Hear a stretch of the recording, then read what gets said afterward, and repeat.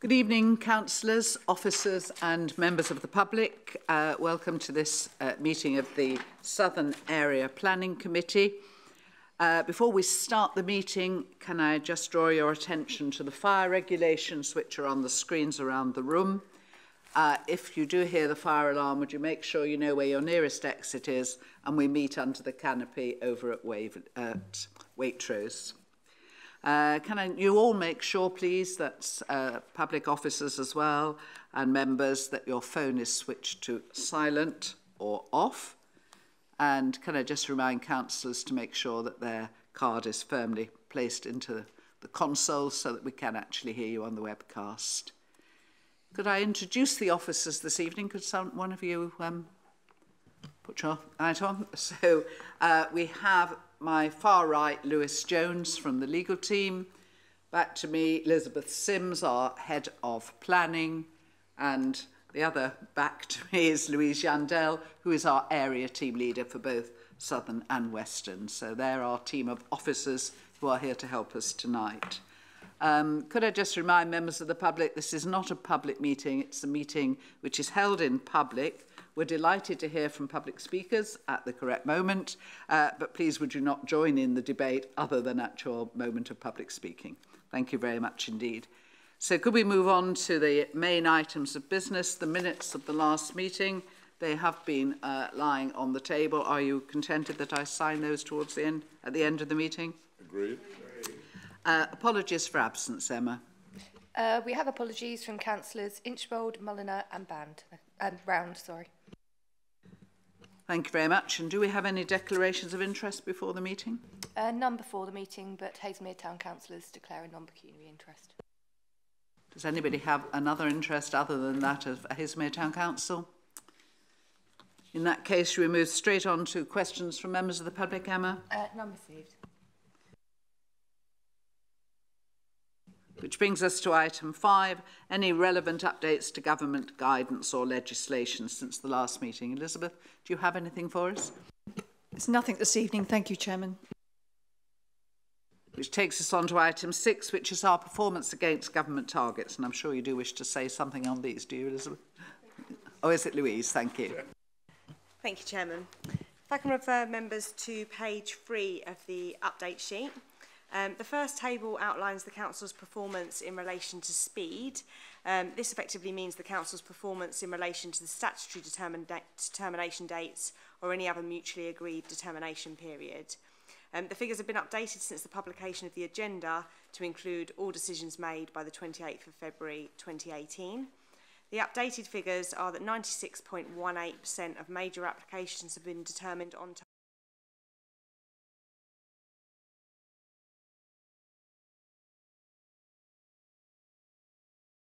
Exceed the targets in relation to speed.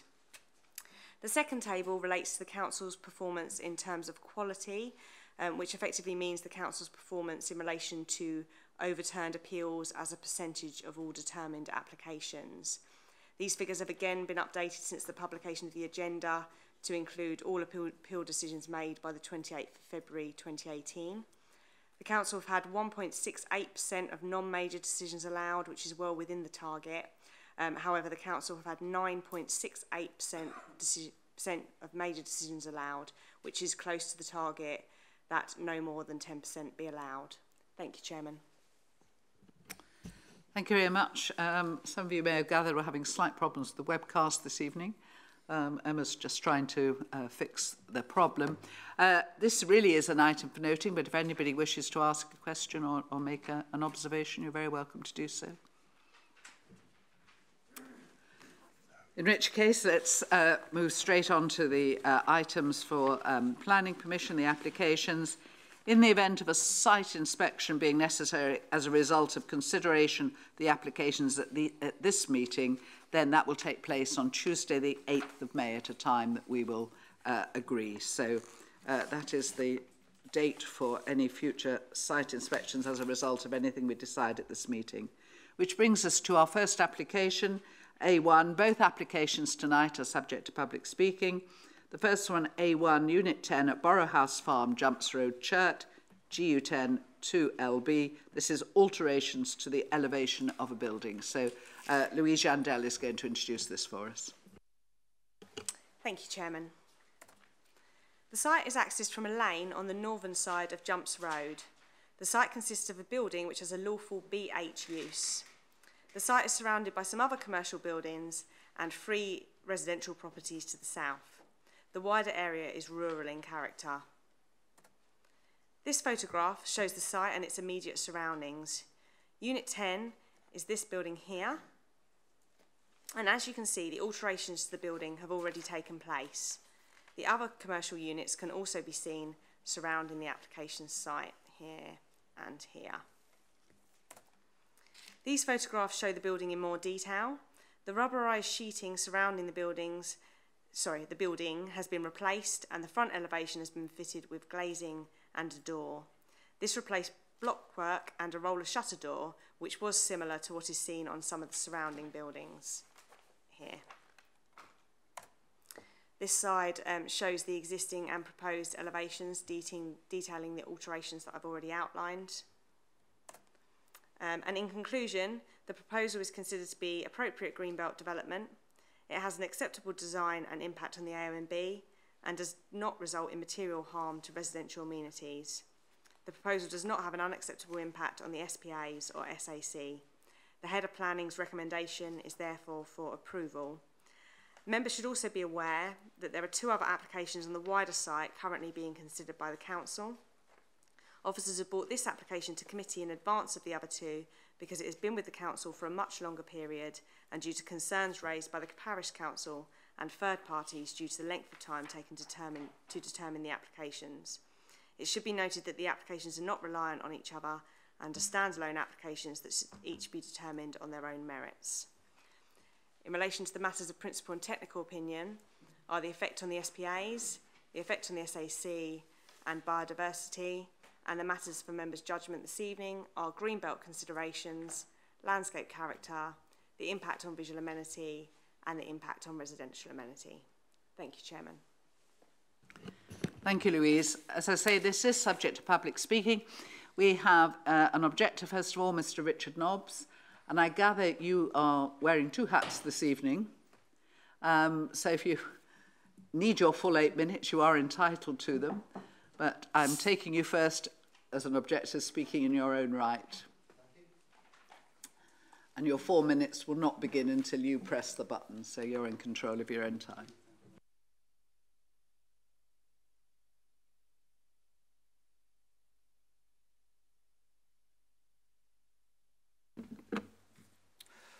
The committee needs to understand the context when considering this application because the developer has residential and extensions applications due. Waverley have said that all 3 should be heard together. Unit 10 is one of 20 on a site that protrudes deep into the flashes of Frensham Common, which is SSI, SAC and SPA. 80% of the site, including Unit 10, is within the impact risk zone, protecting the surrounding area. Natural England say any development is unacceptable without very special reason. Historically, the site has been a mushroom farm and for the last 20 years used for very low-level storage. Traffic has been extremely light. The developer wants to intensify the use or create the illusion by stealth. This helps the argument that the site should be used for residential. Over 4 years, he has applied for a business park, a distribution centre, an HGV operating centre and housing. These have been rejected by Waverley, who have said it is unsuitable for commercial development. One key issue is the unsafe single-track access to the site, 350 metres long, shared with 3 other houses. Lack of passing places occasionally forces reversing onto the main road. At the HGV hearing, the Commissioner said it was simply unsafe and that 8 vehicle movements per day is not an infrequent number in this rural setting. We are told that the renovations to Unit 10 provide an office and room for security so that all the units can be used more. Viewing this in isolation overlooks the wider context, and given its highly unusual nature, you should consider deferring and arranging a site visit so all 3 applications can be heard together.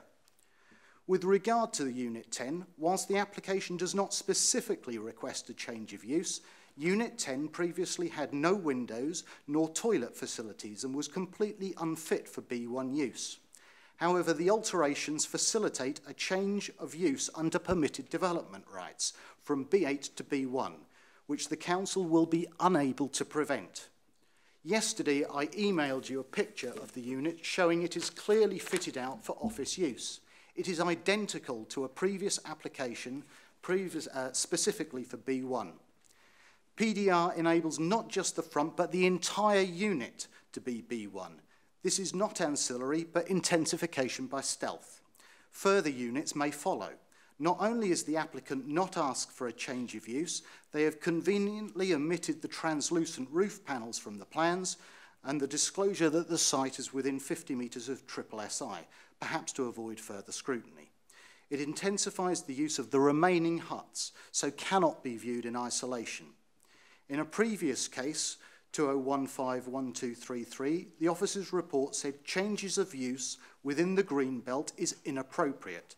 Very special circumstances have not been shown here, and intensification is not sustainable at this site, contrary to NPPF and policy RE2. It's contrary to policy RD1 because it results in development near to the flashes, which characterise Churt.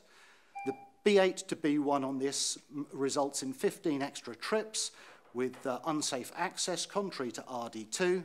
Light pollution from the front and the roof panels in breach of D1.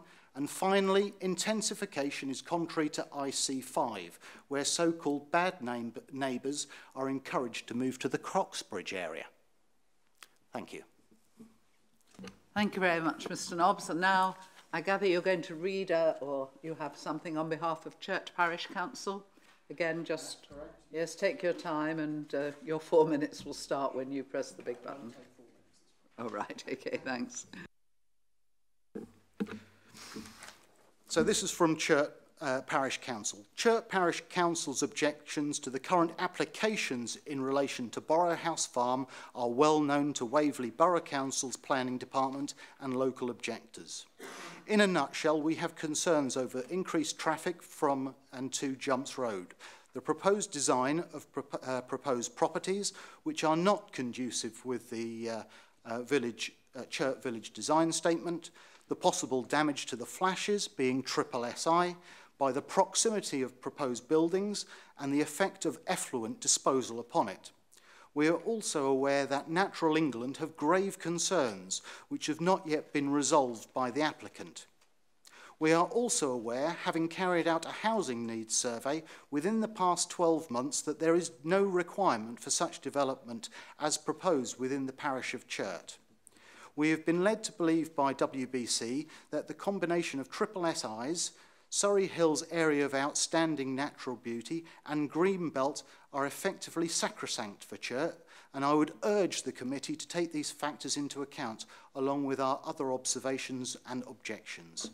Signed, Councillor David Crossley. Thank you. Thank you, Mr. Nobbs. And now could I ask a supporter of the scheme, Mr. Michael de Courcy, to come forward and speak to the committee.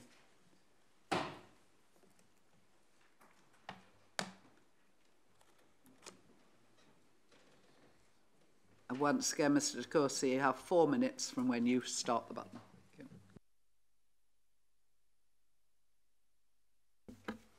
Thank you, Chair. I'm speaking as agent for the applicant.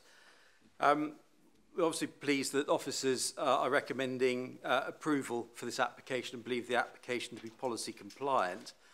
I agree with what Mr. Nobbs said regarding the background to the site, and the report doesn't go into detail about the existing use of the site, and I think it's important the committee understand this in more detail before considering the recommendation.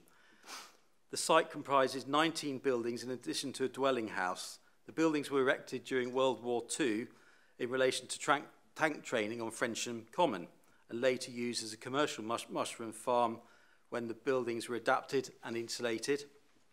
Subsequently, buildings became used for B8 storage and distribution use and B1 office use.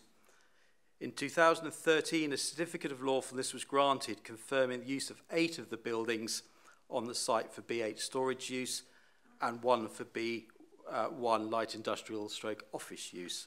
A year later, a further certificate was granted confirming lawfulness of a further 8 units for B8 storage and distribution purposes.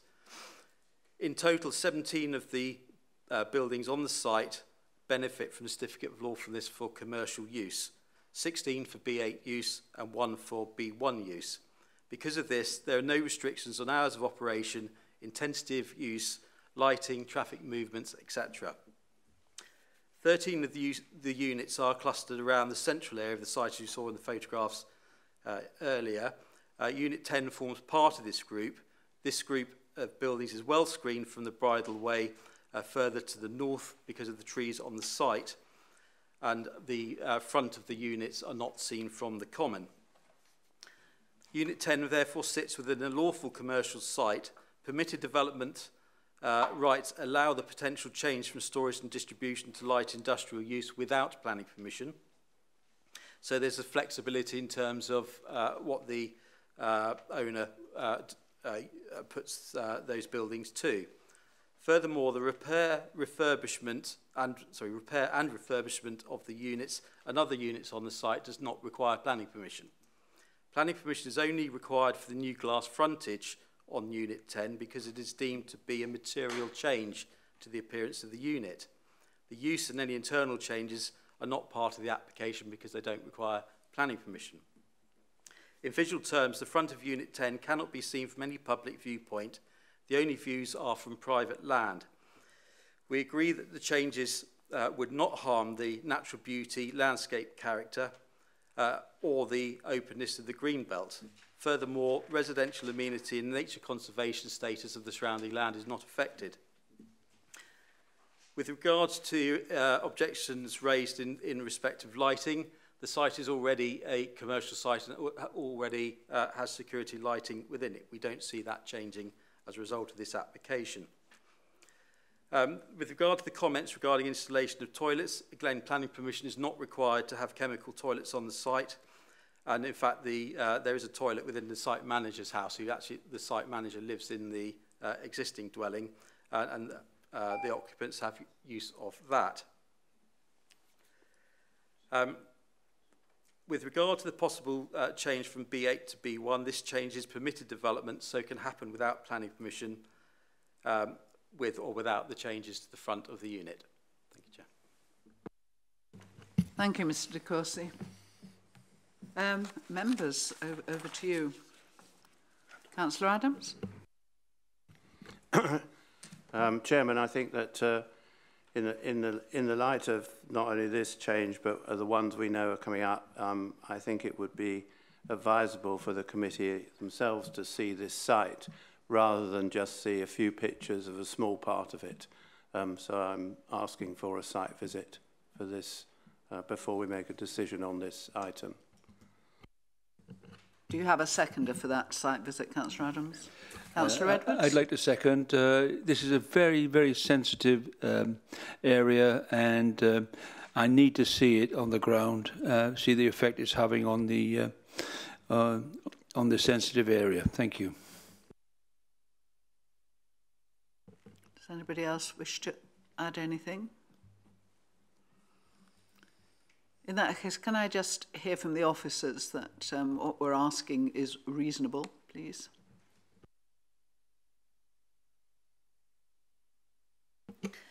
Chairman, all I would say is clearly we put forward the application with the recommendation because we believe the recommendation to be right and appropriate in planning terms. We felt we'd given you sufficient information to understand the context and the plans. But clearly, if members do feel that they would like the advantage of seeing it firsthand on site, it's open to members to request that, to make that decision. So thank you, Chairman. Thank you, Elizabeth. If nobody else wishes to contribute, we could move straight to the recommendation for deferral. Is everyone quite happy for us to do that? In that case, can I please see all those in favour of a deferral of this application? That's unanimous. Well, thank you very much indeed. We don't, I don't think, need to do anything other than that, do we, for a deferral? That's just the decision on this application. So the first application then, application A1, has been deferred for a site visit, and the site visit will take place on the 8th of May at a time to be determined by this committee. Thank you very much indeed.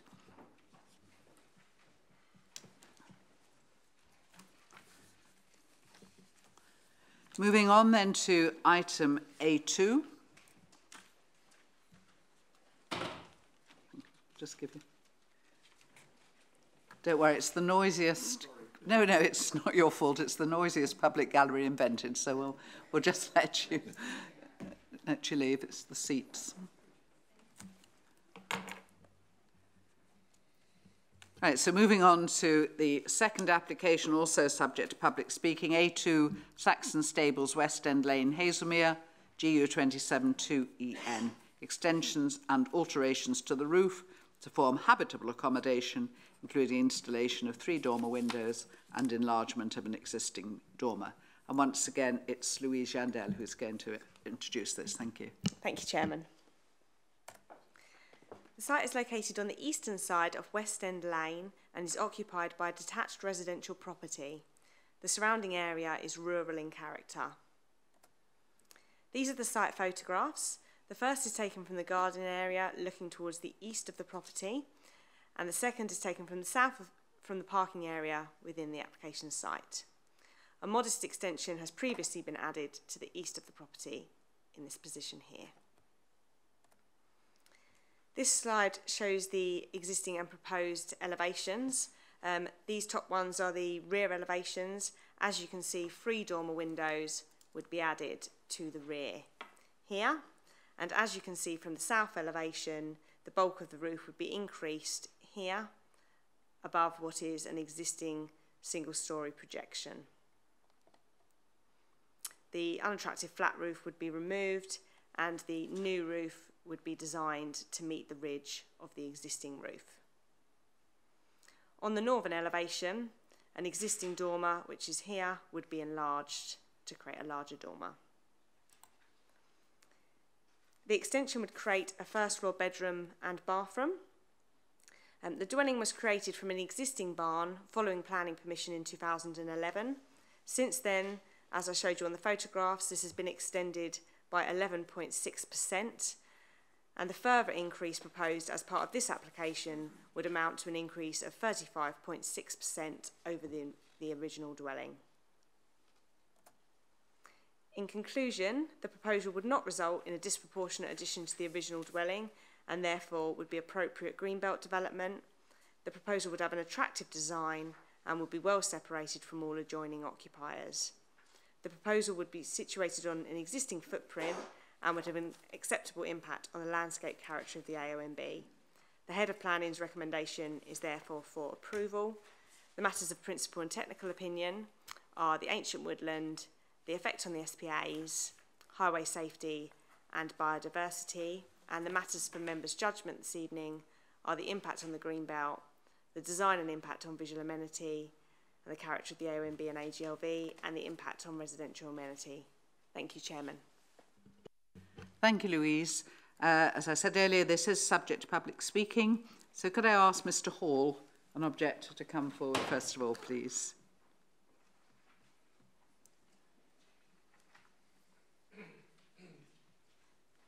And once again, your 4 minutes starts when you press the large button.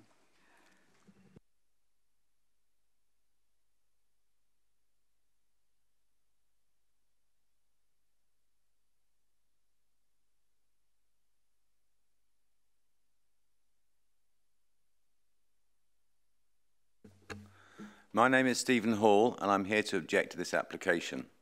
Members will doubtless be aware that the Parish Council also objects to this application. This objection is based on seeking the correct application of policies that are pertinent to this proposal. The application is accompanied by a misleading design and access statement.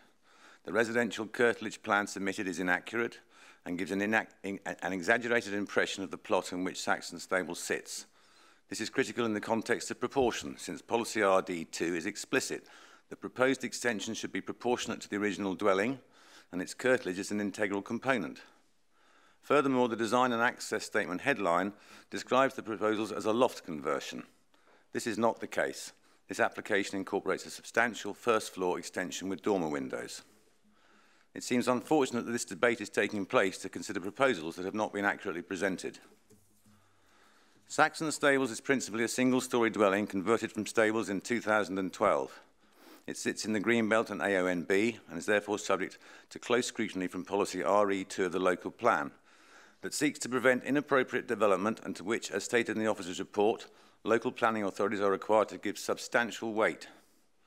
Policy RD2 states that proportionate additions to dwellings are considered appropriate Greenbelt development and that account will be taken of the relative increase in floor space, together with the form, bulk and height of the proposal in comparison to the original dwelling.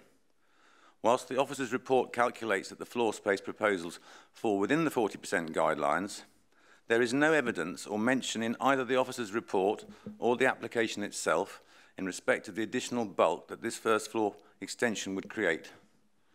It may surprise committee members to know that the cubic volume of the roof of this property would increase by 52.8% under the current proposal and represent a cumulative cubic roof volume increase of 70.8% from the original dwelling. I therefore cannot see that the proposal's additional bulk and form in any way represent a proportionate addition. Policies RE3 and TD1 relate to the design and impact on visual amenity and character of AONB. The officer's report states the proposed alterations would be mainly to the rear of the property and would not be highly visible, nor appear overly prominent to public views or appear materially more prominent within the landscape. This simply isn't the case, as a site visit would undoubtedly confirm. Whilst I agree that the proposals would not particularly impact on the frontage of the property, one questions if the property had actually been inspected from the eastern approach of Killinghurst Lane, from where the east-facing first floor proposal would become highly visible to public view across a rare parkland setting in the AONB. A revised and accurate proposal that worked within the existing loft space, avoiding the proposed increase to the cubic volume of the roof of over 50%, could easily provide additional accommodation and be a proportionate addition. Such a scheme would be far more commensurate to the original dwelling, curtilage, Greenbelt location and prescribed policies. However, I respectfully suggest that this application be refused, as it has been inaccurately presented, proposes an increase in bulk and form that are disproportionate to the original dwelling, intrudes on the AONB and precious parkland landscape, and therefore fails to meet the principles clearly laid out in Waverley's adopted policies. Thank you, Chair. Thank you, Mr. Hall.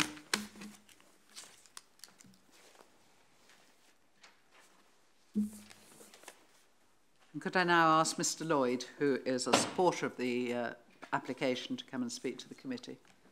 Thank you. Good evening, thank you. I thought it might be helpful just to explain the need, first of all, for this. I have a growing family. Currently, we have 3 bedrooms and a study which doesn't have access to a bathroom. So the application was made in order to create a 4th bedroom, which is a need for a growing family. And when I bought this property in 2013, I did commission a planning consultancy report in order to investigate what would be possible according to local planning policy and guidance. And certainly the plans that I've submitted were very much suggested in this report as something that would be possible, and that's obviously been clarified by the planning officer report as well. In terms of background to this application, I'm not a property developer like Stephen, and so I haven't got very much experience with this. I did visit Waverley Planning Surgery with some draft plans, and they were very positive and said that these plans were consistent with the current planning policy and guidance. It was on that basis I proceeded. I did meet with my neighbour Stephen in November. He did say that at that point that he wouldn't object to this particular application. Obviously, subsequently, that's not been the case. It's also worth stating that my neighbour Stephen is about 76 metres away from our property, so there is a good deal of space between the properties. There are also 2 large barns that separate the 2 houses, and from nowhere in Stephen's house, is he able to see our house? And actually, there's no property that's able to see our house from its own property. In response to the objections summarised on page 24 of the agenda, it might be helpful just to state the following. First of all, in terms of the misleading application, it is a loft conversion, but it also makes clear that it is an extension as well over a flat roof. The curtilage is fractionally out there, for which I apologise, just on the north side. It's fractionally out. I do acknowledge that. The plans do not involve any intrusion into undeveloped ground space. So the case that's made about excessive bulk I don't think applies, because there's no existing ground space that's being taken up by this extension. The building at the moment has an extension that's taken up 11%. This, as the planning officer explained, application will amount to an increase of a 35.6% in total, which is within the 40% that is within the kind of planning guidance. The dormers are consistent with a smaller existing dormer design on the north side. And regarding the curtilage is a good size, and the driveway space has space for 6 to 8 cars, and there is also a carport that has space for 2 cars. So there is plenty of amenity space around the property. There is a distance of 80 metres between our house and 75 metres between our house and the house next door, and another 250 metres to Killinghurst House as well. And I do believe that the visual impact of this extension of the roof space will be negligible, because it's 120 metres or so from the road. Regarding light pollution, the 3 dormer windows take the window total from 17 to 20 windows. They are the same size as most of the other windows, and I do think the impact of light pollution will be negligible, because it's also a bedroom, and curtains will be used during the hours of darkness. I'd like to end by saying, although I'm in disagreement with my neighbours, I look forward to enjoying cordial and warm relationships with them, as we have done in the past. Thank you, Mr. Lloyd. Members, over to you. Councillor Knowles? Could I just ask, on page 22, under Development Plan Policies and Proposals, it says Waverley Borough Council and Farnham Neighbourhood Plan. I'd ask officer to explain how the Farnham Neighbourhood Plan affects Chiddingfold Parish, please.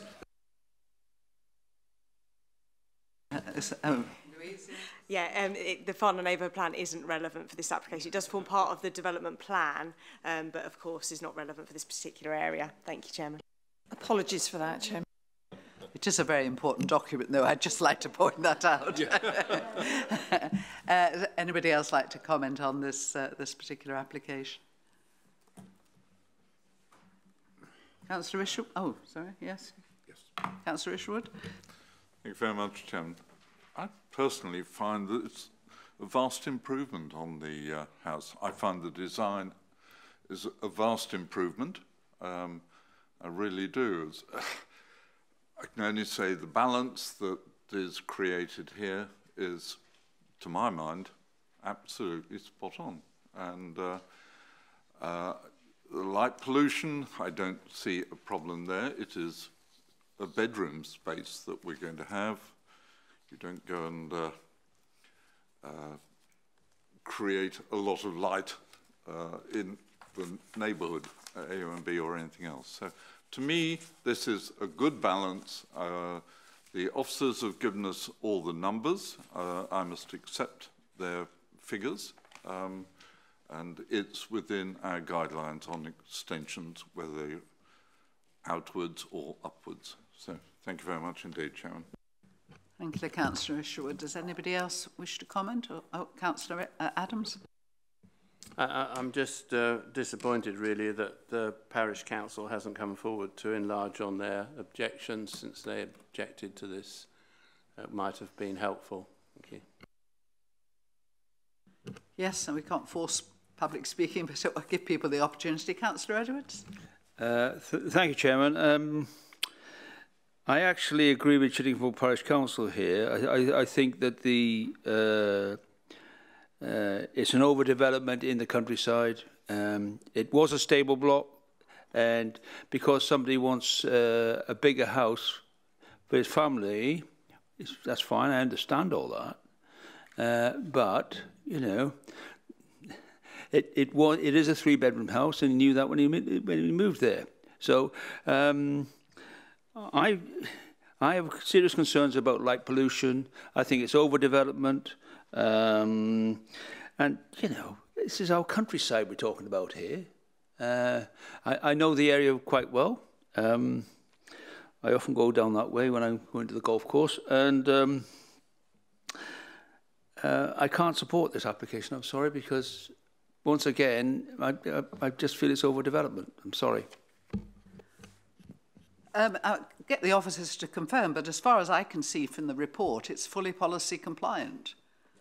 You know, it actually ticks the boxes of development within the Green Belt. It ticks all our boxes. It complies with all our new policies.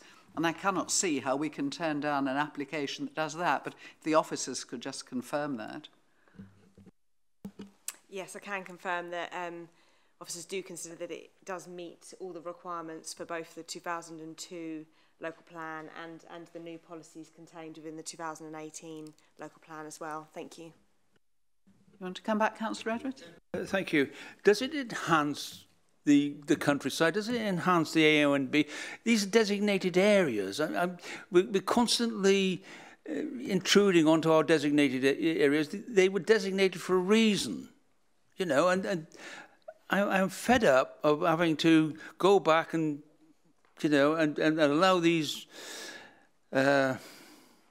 applications to go through. And we must protect our countryside here and our communities. I'm sorry. I think Elizabeth wants to come back, so I'll let her get in ahead of me. Thank you, Chairman. I think the question's a really interesting one because clearly in the AONB, we have to make sure that development is of such an acceptable standard that it preserves or enhances the special character of the AONB. But you'll see in the report, we have carried out that test. We've looked at the development proposed, we've looked at its design and the impact of the building. Just because it's slightly more bulk, it doesn't necessarily mean, and it is a judgment, but doesn't necessarily mean it is harmful to that special character. So I think we have carried out that test. And interestingly enough, there was a comment that we hadn't applied a judgment about the bulk and the massing of the extension. I've just relied on the percentage, but in fact, we've contained that test within the second section on design and impact. So we have got the full suite of assessments in there, and we're satisfied that because of that assessment we've carried out, that it would satisfactorily preserve or in fact enhance the character of the AONB. So it is a judgment. Thank you, Chairman. Any other councillors wish to comment before we move straight to the recommendation? No? In that case, shall we move to the recommendation, which is on page 30 of your report, that subject to the relevant conditions, permission be granted. Could I see all those, please, in favour of granting permission? 1, 2, 3, 4, 5, 6. And all those against granting permission, please? 1. And any abstentions? 1. Thank you. So that application, the permission is granted. So that's, thank you very much. A2 Saxon Sables, the permission is for granting. Okay, thank you very much, everyone. That's the end of the meeting.